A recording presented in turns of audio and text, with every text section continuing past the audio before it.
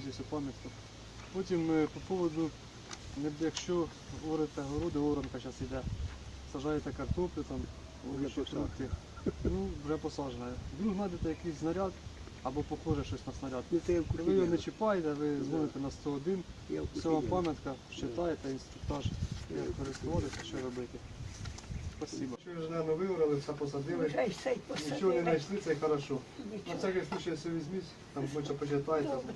Потім користуванням електроприладами, там може електричні плити, щоб приготовляння їжі там або ще щось. Ви щоб теж почитайте, все пам'ятка, щоб там. Це виходить положення себе на воді, тобто не запливати рибу, За буйки. за буйки не запливати, трезвим купатися, не випившим.